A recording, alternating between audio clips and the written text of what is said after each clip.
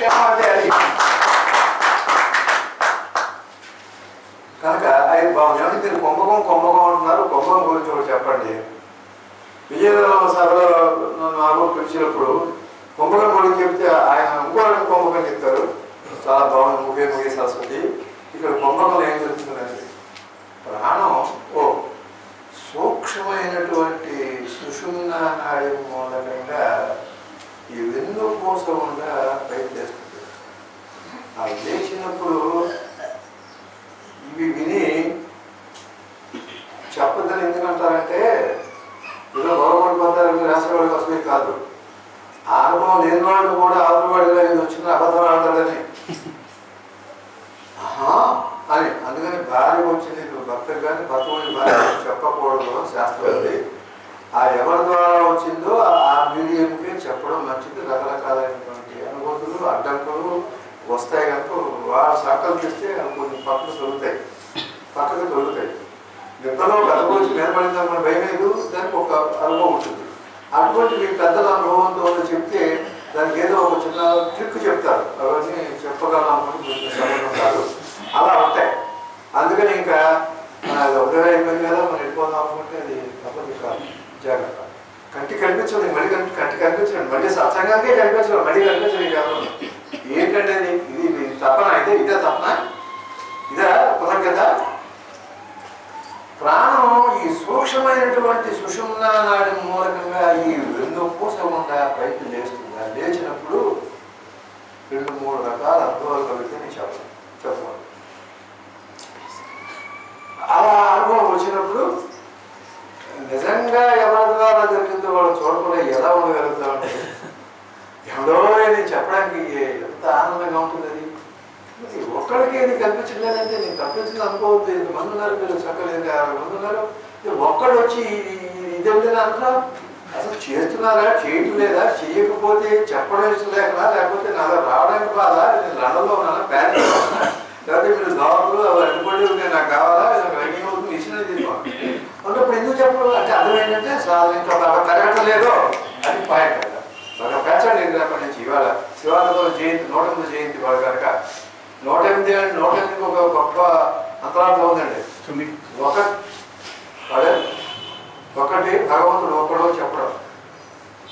భగవంతుడికి భార్య 8 అష్టప్రకృతులు 8 చూపిస్తుంది. మధ్యనంతా మహామాయ 0 అని అర్థం.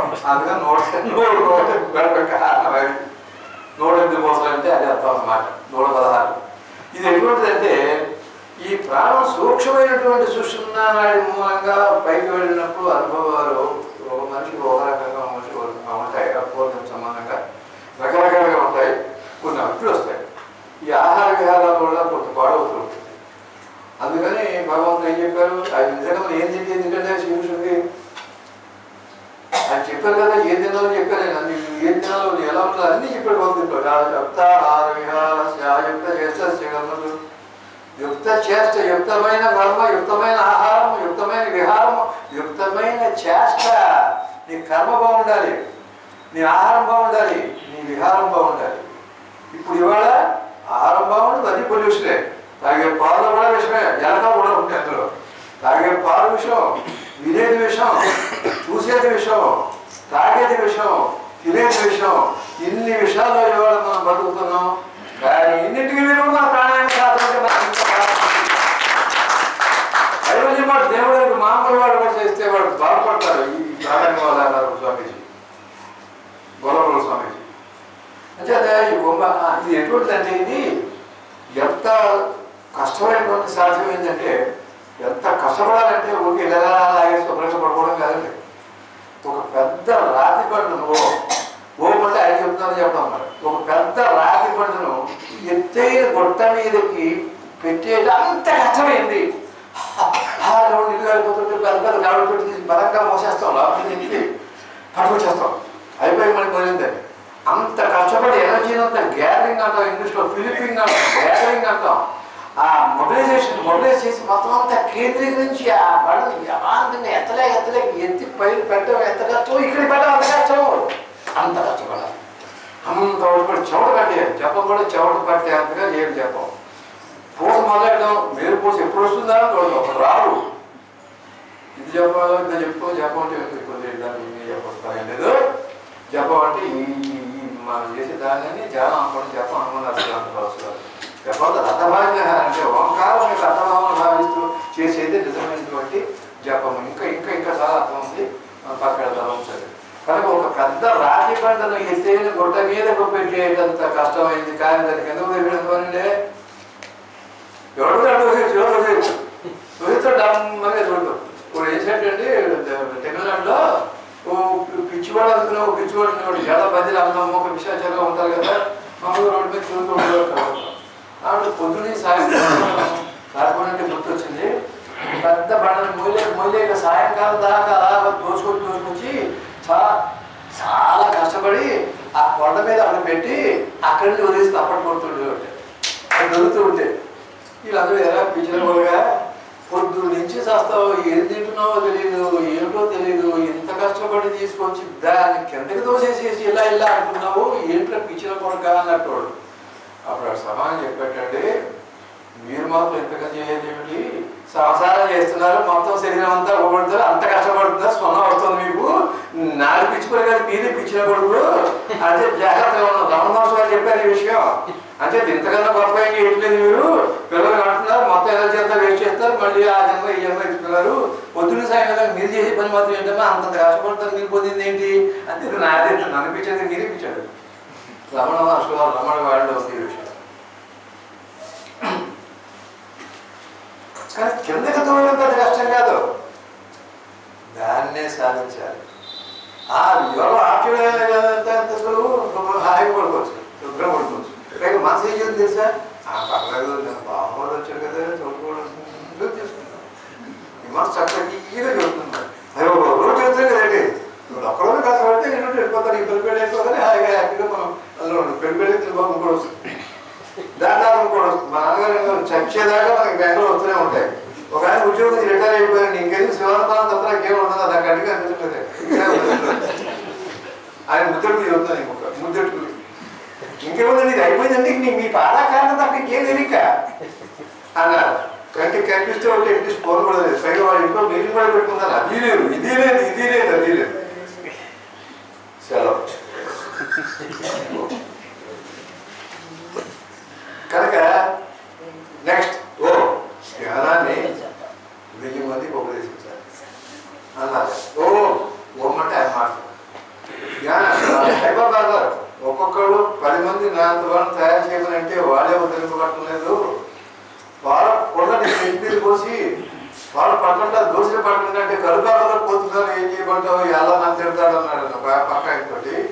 కొండలో పాలు పట్టుకుని నెత్తి మీద పెట్టుకుని పాలు పట్టండా పాలు పోస్తాను దోషులు పట్టండా అంటే ఈ కొండకి బొక్కటి నా పాలు పాటు చేస్తారు, కరుపాకలో పోతారు మా మండ ఏం చేయమంటావా పక్కన పైకి ఉంటుంటే అలాగే ఏం సమాధానం చెప్పాలి ఏంటి సాగవ చేతులు. కనుక 1000 మందికి జ్ఞానం 1000 మందికి ఉపదేశం చేయాలి. అందుకు లేకపోతే బ్రహ్మనిష్ఠులు వారి వాళ్ళు ఏంటి అనేకమైన సాధువులు బ్రహ్మనిష్ఠులు బ్రహ్మ విద్వారులు ఎంతమంది మహానుభావులు ఋషీశ్వరులు ఎంతమంది వాళ్ళ ఆశ్రమాల నుంచి బయటకు వచ్చి ఎందుకు కష్టపడుతున్నారంటే సమాధి కూడా అందులో ఉండలేరా, ఎందుకు చెప్పేస్తారు? 10 మందికి చెప్పితే భగవంతుడికి ఇష్టం. అది నువ్వు బాగుపడాలి, 10 మందికి బాగు చేయాలి. నువ్వు అమృతం తాగాలి, 10 మందికి అమృతం తాగించాలి. లేకపోతే అలా ఉండిపోతుంది. శంకరాచార్య కావాలంటే శంకర కాలం చెప్పి ఎక్కడ కాలడి ఎక్కడ హిమాలయ అక్కడ కాశ్మీర్ కాలి నడకని ఒక 2 సార్లు మాత్రమే యోగం ఉపయోగించి యోగం ద్వారా వెళ్ళారు. వదిలేంటి ఎందుకు అంత కష్టపడాలంటే వాళ్ళందరూ 10 మందికి ఆయన తోటి బిడ్డలకి మనం తోచినటువంటిది నిష్కామపరంగా చెప్పి చేయించి చేయాలి. అమృతం నువ్వు తాగాలి, ఆ తర్వాత తాగించాలి. వాడికి భగవంతుడు వాడు చూస్తాడు. అది అందుకని ఉపదేశించాలి. ఒక విత్తనాన్ని ఊరికే పెట్టులో పెడితే ప్రయోజనం లేదు. ఒక విత్తనాన్ని ఊరికే పెట్టులో పెడితే ప్రయోజనం లేదు. దాన్ని భూమిలో విత్తి నీరు కట్టి ఎరువు వేస్తే 1 గింజ 1000 గింజలు అవుతుంది.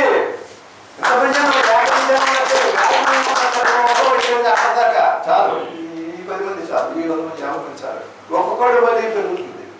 ఆర్తి తపన ఉండి ఉన్నవాళ్ళు 10 మంది ఎంతమంది ఉన్నారు. తలలెక్కటాలా ఏంటి, తలలెక్కట్టుకోవాలి అక్కల ఆ రకాలు వేరు, ఆ పద్ధతి వేరు, ఆ ప్రయోజనం వేరు, అడ్వర్టైజ్మెంట్ సార్ ఆడపిల్లలు వేరు, అడ్వర్టైజ్మెంట్ కనుక దాన్ని భూమి 1000 గంటలు అవుతుంది. రామకృష్ణ పరమహంస గారు నిర్యాణం అయిపోయిన తర్వాత 12 మంది ఉన్నారు. ఈవేళ ఖండాంతర విషయాలు 12 మంది. అందులో రామకృష్ణానంద భాగవతు ఆ బాలామఠంలో ఎవరో ఇల్లు పడిపోతుంటే ఒక పక్కనే డబ్బు లేక డబ్బుల్లో అక్కడే ఊడ్చుకుని వచ్చిన పేటేసి రామకృష్ణ ఫోటో అక్కడ పెట్టి కూర్చుంటే ఆకాశం కడకడాలతో వర్షం కురిసి పడిపోతుంటే ఆ వర్షం పడుతుంది పైనుంచి పడుతుంటే నాకు గుండెలో పడుకున్నట్టు ఎక్కిన విషయం ఇది. తెలిసిపోతున్నారు గురుగారిని గొడుగు పట్టుకుంటున్నాడు తర్వాత రామకృష్ణానంద. ఆ తర్వాత ఫస్ట్ రామకృష్ణ మాట ప్రెసిడెంట్ అయినారు. గొడుగు పట్టు నుంచున్నట్టు అంటే ఇది ఫోటో ఏం కాదానికి పూత ఉన్నారైనా మన కాళ్ళతో వచ్చేయడం చెప్పుతాడు. చెప్పుతో కాళ్ళతో వచ్చేయడమే. గొడుగు పెట్టారు ఆయన తెల్లారే వరకు. అందరూ ఆశ్చర్యపోయారు. అంటే ఆయన రక్తమాంసాలతో అక్కడ ఉన్నారు నిజంగా కొంటాడు. యాదృశీ భావన ఇద్దరు యాదృశీ అని నువ్వేమనుకుంది నీ భావాన్ని బట్టి బలం, నీ భావాన్ని బట్టి బలం. ఆయన అక్కడే ఉన్నారు కనుక. అలాగే జ్ఞానాన్ని ఉపదేశం చేయడం వల్ల 1000 మందితో వ్యాప్తి చేయవచ్చు. నువ్వు నిష్కామంగా ఉండవు. నిష్కామంగా ఉంటేనే ఇవాళ ఏం జరుగుతుందో నన్ను పాడు చేసుకోవద్దు. అంటే డబ్బు యొక్క ప్రసక్తి ఉండకూడదు. డబ్బు యొక్క ప్రసక్తి పనికి రాదు. డబ్బు ఎందుకో సత్కార్యానికి అన్నారు మాస్టర్ కృష్ణమాచార్య గారు అన్నారు. వారికి 2000 మంది చేసి భోజనాలు పెట్టాలి. ఉపదేశ కార్యక్రమం జరుగుతుంది. జనవరి 14 సంక్రాంతి రోజు మాస్టర్స్ డే జరుగుతుంది. ఏమీ లేదు, డబ్బు లేవు, ఏమీ లేవు. ఇచ్చేవాడు లేడు, పుచ్చుకునేవాడు లేడు, అడగరు, చేయి చాతరు. ఏం చేయాలో అర్థం కాదు. ఒక ఆయన వచ్చి ఏమంటే ఎలాగైనా కార్యక్రమం అంటే సత్కారానికి డబ్బు ఎందుకయ్యా? మాట ఏమైనా బాగుందా? సత్కారానికి డబ్బు ఎందుకు? సత్ గుర్తుపెట్టుకోండి. ఇక్కడ సత్ అంటే భగవంతుడు. భగవంతుడు గారే భగవంతుడేడా? అది ఆయన కర్మ, నా కర్మ కాదు, ఆయన కర్మ. ఆయన కర్మ. ఎవడొచ్చి ఏ చింత ఉందో చింత కలిగిన వాడు చింతించేవాడు ఉన్నాడు. చింత ఆయనది, నాకలేదు చింత పొమ్మన్నాడు. వచ్చారండి బాబురావు గురువు గారు. ఏమో కృష్ణాచార్య ఆచార్య ఆచార్యాలు అవుతాయి. ఏమో ఆచార్య ఏం చేసారు, ఎప్పుడు 50 సంవత్సరాలు ఎప్పుడండి ఏం చెప్పండి. అలాగా నేను వెళ్ళి మాట్లాడి దాన్ని పెట్టి వెళ్ళిపోదు, నమస్కారం పెట్టేవాడు. పాదాభివందనం చేసేవాడు. ఇంత మహానుభావుడు ఆయన పాదాభివందనం చేసేవాడు. ఆయన పాదపడి ఈ పుస్తకం ఏం లేదు. పాదాభివందనం ఆయనకి ఆచార్య అనేవాడు. వెళ్ళిపోతే మనడు 4 లారీలు దిగాడు. 1 లారీలో కూరలు, 1 లారీలో పాలు, 1 లారీలో అంటే 1 లారీలో కూరలు. ఆ కార్యక్రమం పేరు ఊరంతా మంచి పెట్టండి. సైన్యం కింద వచ్చారు. కృష్ణ సైన్యం కింద మళ్ళీ లారీలు వెళ్ళిపోయేవాడిని పంపించారంటే అప్పుడు వాళ్ళని తప్పుడు పిలిచి ఇంకేముంది ఏం దేవున్నారు వాడుతున్నారు. ఎంతమంది అయినా తగ్గదే అందరికీ మంచి పెట్టచ్చు. అందరూ ఉన్న ఒక ఆయన నా స్నేహితుడితో చెప్పాడు.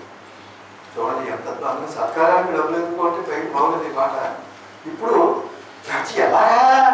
ఎలాగా ఉద్యోగం చేయాలి? అసలు రాముడు దేవుడు అంటే ఎలా ఉంటుంది అని దుకాణం బాగా దుకాణం ఎలాగంటే ముందు అందుకని ఎవరు గాడ్ ఫస్ట్ ఎవ్రీథింగ్ నెక్స్ట్. ఎలాగంటే మా పోషణాలను ఇవాళ ఒక్క స్వామీజీ సుమతి ఎలాగంటే మా ఆశ్రమం ఎలా నడవద్దు, ఆశ్రమం ఎలా నడవద్దు అనుకునేవాడు. అప్పుడు ఆశ్రమానికి పనికిరాడు. నీ పని నువ్వు చేయాలి అదేమంటున్నాడు. గాడ్ ఫస్ట్ కనుక ఒక్క దీపంతో అనంత దీపాన్ని వెలిగించవచ్చు. ఒక్క దీపంతో అనంత దీపాన్ని వెలిగించవచ్చు. అలాగే బ్రహ్మ విద్య కూడా అనంతంగా ప్రసారం చేయవచ్చు, చేయాలి. బ్రహ్మ విద్య ప్రసారం మహద్భ్యో ఇందాక మహద్భ్యో గురుభ్య హిమాలయ పర్వత శ్రేణుల్లో ఎంతమందో ఇలా కొన్ని వేల జడదారులు సూక్ష్మ శరీరంలో జ్యోతి శరీరాలు ఉన్నారు. అశరీరములు సాంప్రదాయ విధాన స్థానం చదివేది జరిగేట అశరీర శరీరంలో ఉన్నారు. వాడు ఎంతమంది కొన్ని వేల మంది. హిమాలయాస్ అంటే ఇది 1 మైలు కాదు, కొన్ని వేల మైలు లోపల పోవాలి. ఎన్నో ఎన్నో ఎన్నో వాడుట మహర్భ్యో చెప్పారు. ఎవరో ఒక ఆయన ఉన్నారు. మహర్భ్యో వస్తుందా అందులో ఓం నమో బ్రహ్మ విద్యో బ్రహ్మ విద్యా సంప్రదాయ కర్తవ్యో వంశభ్యో మహర్భ్యో. మహర్భ్యో అంటే అంతే. అక్కడ ఉన్నారు. వాళ్ళకి నమస్కారం పెడుతున్నామండి. ఎంత విశాల దృక్పథం అండి మన ఋషీశ్వరుడి. ఎంతమంది నమస్కారం పెడుతున్నామండి, ఎన్ని వర్గానికి పెడుతున్నామండి మనం. ఎక్కడ అందరినీ తల్లి అందరినీ కారణించుకుంటుంది. కానీ ఈ పక్కన ఎవరిని ఏ కొడుకుని అశ్లీలంగా పడుతున్నా, జుగుప్సాకరంగా ఉన్న, చీరని పని చేసిన, నిషేధమైన పని చేసిన పక్కకు తోయదు తల్లి. అటువంటి సనాతన భారతీయ సంస్కృతి సనాతన భారతీయ సంస్కృతి ధర్మం మన హైందవ వైభవ ధర్మం. సనత్ అంటే సనత్ అంటే ఎప్పుడు ఎల్లకాలం ఉండేది. కొన్ని అక్కడ పుట్టి వెంటనే మీరు ఒకరు ఎదురుకుండా దినిదాయి మతం పెట్టాడు. కంటి ఎదురుకుండా పోయింది కాలు ఆయన దినిదాయి. ఆయన ఉండగానే నాశనం అయిపోయింది. గుడిపల్లి వెంకటేశ్వర గారు ఫిలో సొసైటీని పెట్టారు. పేక మేడలా కూలిపోయింది నా సిద్ధాంతం ఆయనే అన్నారు రామనాథ్ గారి ఆశ్రమంలో. ఏది శాశ్వత? ఒక హిందూ ధర్మ వైభవమే, సంస్కృతమే శాంతి, అదే శాశ్వతం. శాశ్వతం తిరుగులేదు.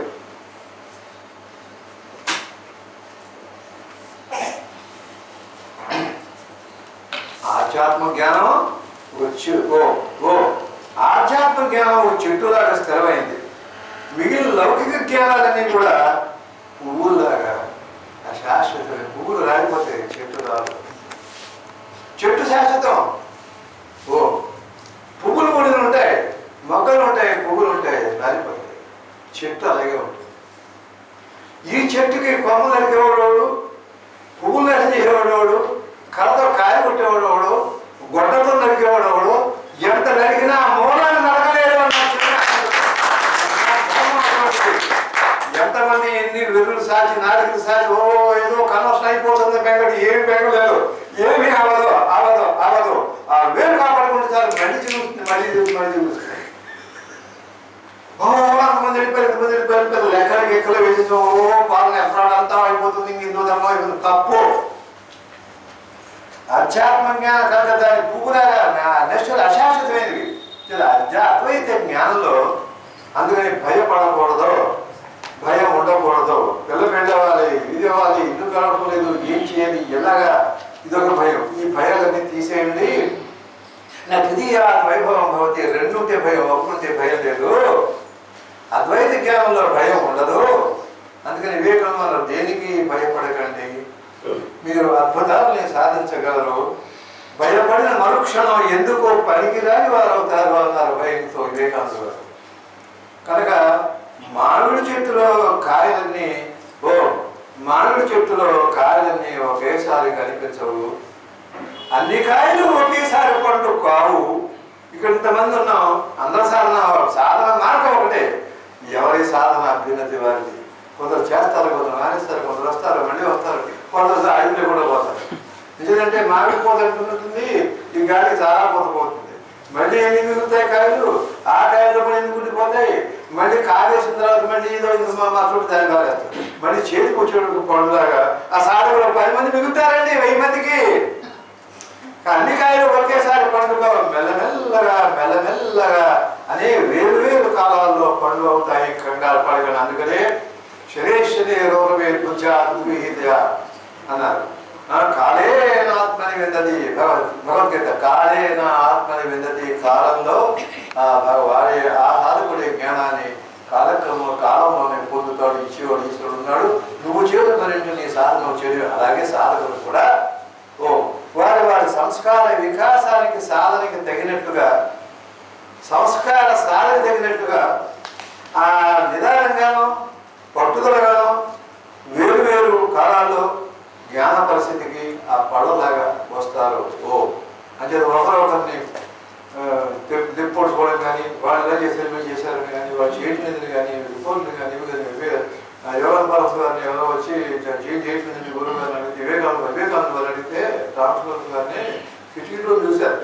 నేను జ్ఞానం అనేది కొంత పుస్తకాలు ఇది చూస్తున్నట్టు తాడు కట్టుకుని కిటికీకి గజ దిగి తీసుకుని చిన్న దివస వేసుకుని చేమలు ఎలక్షన్ లేదు అప్పుడు ఆ రోజుల్లో తాడు కట్టుకుని పెట్టుకుని కెట్ల మీద టీ తాగుతూ ఇన్ని పుస్తకాలు పెట్టుకుని భయంకరంగా చదువుతుంటే ఈ బ్రహ్మానంద ఆనంద ఏమంతా కిటికీలో చూసి మా బాబాయ్ అయితే రామకృష్ణ దగ్గరికి వెళ్ళి, ఏమని మీరు మమ్మల్ని ధ్యానం చేయమంటారు, ఏమిటంటే నరేంద్రుడు అంత భయంకరమైన పుస్తకాలు చదువుతున్న ధ్యానం చేయలేదు అన్నట్టు. మీరు ధ్యానం చేయాలి, నరేంద్రుడు చదవాలి, మీరు చెయ్యాలి, నరేంద్రుడు చదివించారు. చాలా పనులు అక్కడ ఆయన తెలిసి ఏం చేయరు. అది తెలియదా? చివరికి కనుక సాధకులు కూడా వాళ్ళ సంస్కారం ఉంటుంది అక్కడ. ఆ సంస్కారం ఎందుకు ఇక్కడ సంస్కారాలు ఉన్నాయండి. ఆ సంస్కార వికాసానికి సాధనకి తగినట్లు నిదానంగాను పట్టుదలగాను వేరు వేరు కాలాల్లో జ్ఞాన ప్రసిద్ధి తప్పకుండా వస్తారు. కానీ వదలకుండా నిర్విరామంగా నిరాఘాటంగా నిర్విరామంగా కంటిన్యూ తడకుండా అట్లీస్ట్ 2 గంటలు చేసి 1 గంట అయినా 1 అరగంటైనా బళ్ళోకైనా వెళ్ళి అటెండెన్స్ వేయించుకోవాలి. వీళ్ళు 1 అరగంటైనా కూర్చొని గవ్వ 5 గంటలు చేసి వెళ్ళాలి. బస్సు వెళ్ళాలి 4 గంటలు లేవండి, 4 గంటలు 3 గంటలు లేవండి. ప్రయాణానికి తక్కువ వేసిపోతాయి వెళ్ళాలి. ఆ జ్ఞానం ఇక్కడ అయిపోయింది సాధనలో. చివరికి అన్ని పళ్ళు మధురంగా అయినట్టే జ్ఞాననిష్టలో అందరూ ఆనందపూర్ణులు అవుతారు అన్నారు నిత్యానంద భగవా. అదే పరమ శాంత స్థితి. మామిడి పండులాగా జ్ఞాని కూడా అమృతప్రాయుడు అవుతాడు.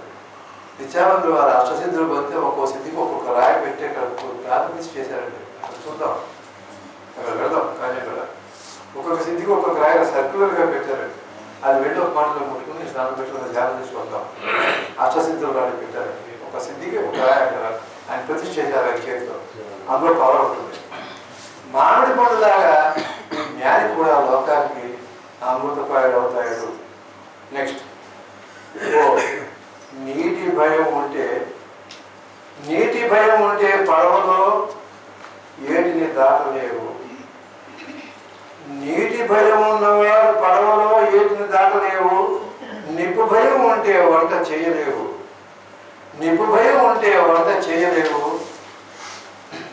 దేన్ని సాధించాలన్నా ధైర్యం ఉండాలి. తెల్లవారుజామున 4 గంటలకి ఆ చంద్రుడు లేచిన వాడే నిజమైన వీరుడు.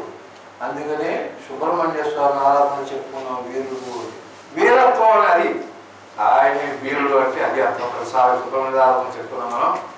అవసరమైతే సత్యం కోసం, ధర్మం కోసం జగత్తుని ఎదిరించే ధైర్యం ఉండాలి. మీరాబాయి చూడండి, సర్వరాజ్యాన్ని సర్వసహ రాజ్యాన్ని అందమైన భర్తని మహా ఐశ్వర్యాన్ని వైభవాన్ని మొత్తాన్ని కాదు తన్ని బయటకు వెళ్ళిపోయిందంటే మన పెద్దలు కాక మన కాళ్ళ ముందు సర్వం వదిలేసింది. ఉన్నవాడు వదలే, లేనివాడికి వదలకి వదిలే ఉంది, ఎవరికి లేనివాడికి వడిశాఖ ఉంది. గౌతమ బుద్ధుడు మీరాబాయి కనిపిస్తున్నారు, సర్వసహ రాజ్యాన్ని వదిలేశారు. అవసరమైతే ఆ సత్యానికి ధర్మానికి జగత్తుని ఎదిరించేటువంటి ధైర్యం ఉండాలి కదా. వివేకంలో చూశారు. అభయం హి వై బ్రహ్మ అని శృతి. అభయం హి వై బ్రహ్మ, వాడి అభయమే బ్రహ్మ. ఆ అభయానికి చిన్నమే మహాభారతంలో భీముడు. ఎక్కడ ఏ అసురుడు చంపినా, జీవుడు చంపించినా, మొత్తం లాక్షాలు తగలబెట్టేసి మొత్తం దారికి ఆ గుహలోంచి మొత్తం అందరినీ మీద ఎక్కించేసుకుని వెళ్ళినా భీముడు చేసాడు పని. కారణం భయం లేకుండా ఉన్నాడు, అభయం ఇచ్చాడు. ఎక్కడ ఏ రాష్ట్రం చెప్పినా చూడండి, జరాసంధుని వాడినట్టు వెళ్ళినట్టు అందరినీ మట్టు పెట్టి భీముడు చేయించాడండి శ్రీకృష్ణుడు. అంటే అర్థం ఏంటి అన్నారు భాషకారులు. కనుక అభయమే బ్రహ్మ. భయానికి కారణం ఏంటి? మనసే కారణం. నెపోలియన్ బోనపార్ట్ చిన్నతనంలో గొప్ప వీరుడు కానీ నెపోలియన్, హిట్లర్, చాంబిషేక్ అపూర్వమైనటువంటి చరిత్ర కాదు. ఎంతమంది వచ్చారు పాయింట్ కాదు అక్కడ. హీరోస్ చరిత్ర సృష్టించారు వాడు, చెప్పుకుంటున్నాడు వాడు. ఆ నెపోలియన్ పదహారు జర్మనీ చిన్నపిల్లాడుగా 4 ఏళ్ళ కుర్రాడుగా ఉన్నప్పుడు ఇంటి వర్షం పడుతుంటే ఇంటి డ్రైనేజీలో కాడు పెట్టుకుని కాడు ఊపుతున్నాడు. కాడు ఊపుతుంటే మదర్ వచ్చి, my dear boy, don't you no fear, why you are playing. ఇలా లేదు, నా భాష గుర్తురాకులేదు, నేను నా భాష అంటున్నాను. భయం ఎట్లేదన్నా కాళ్ళు అలా నీళ్ళలో పెట్టావు అంటే అన్నట్టండి mummy, I don't know what fear is. Fear is found in the dictionary of fools. Fools డిక్షనరీలో ఉంటుంది fear. Impossible fear found in the dictionary of fools. What is fear mummy అని అంటే భర్త చెప్పింటా మొక్క ఏమిటి ఇలా అన్నాడు మా గొర్రెంటే బాగా ఏమో ఏ మహాపూర్వం ఉన్నాడు, ఇంత మాట అన్నాడు వీడు. ఆహా జాగ్రత్తగా తెచ్చుకోవాలంటే బాగైనంత లేదన్నట్టు. నెపోలియన్ బోనపార్ట్ జర్మనీ అయ్యాడు. భయం ఏంటి అడిగాడు. వీరికి జ్ఞాపకం వచ్చింది. What is fear? కనుక భయానికి మనసే కారణం. అందువల్ల ఈ మనోనాశం అయిపోతే భయం నాశనం. మనోనాశం అయిపోతే ఇంక మనసులో భయానికి స్థానం ఉంది. మనోనాశం అయిపోతే భయం నాశనం అయిపోతుంది. దేవరం జ్ఞానానంద స్వామి మానసరోవరంలో మత్తులో వెళ్ళిపోతున్నారు. మానసరోవరంలో పంట లేకుండా వెళ్ళింది ఈయన ఒక్కరే. తర్వాత వ్యాసవరం తర్వాత ఇంకో కూడా వెళ్ళారు. రామకృష్ణ వారు కూడా వెళ్ళారు.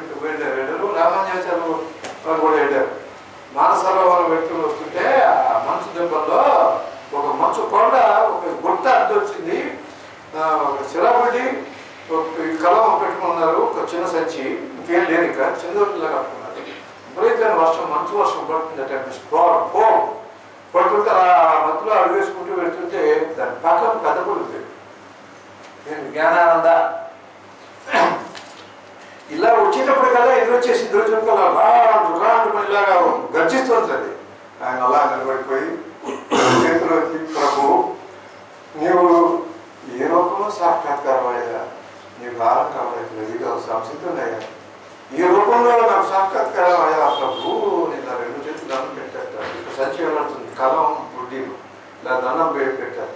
అది కాసేపు గాంధించి తోకలా ఇలా కానీ వెళ్ళిపోయింది. ఆ జీవ చరిత్రలో దేవుడు జ్ఞానానంద ఆయన శిష్యుడే పసివేద మనకి వచ్చేవాడు.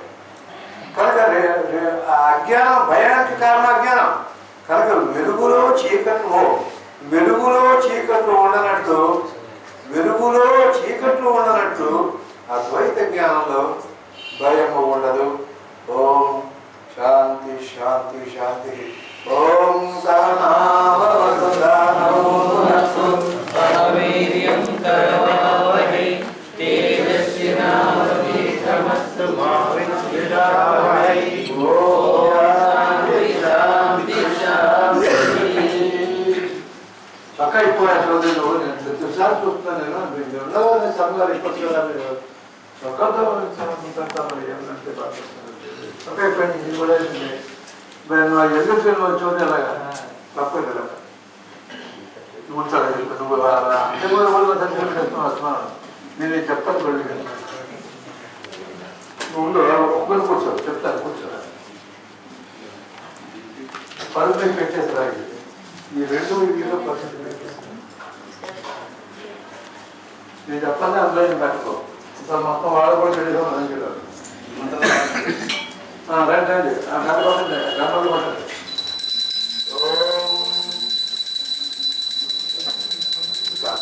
ఉన్నారు కూర్చుంది చెప్పండి, ఎందుకంటే అంటారు అంటే నాకనే మీ పని కాదంటే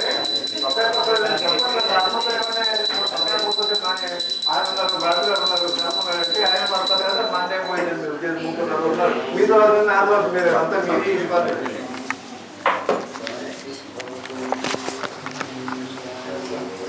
చెప్పండి, ఆత్మహత్య అంటే చెప్పండి.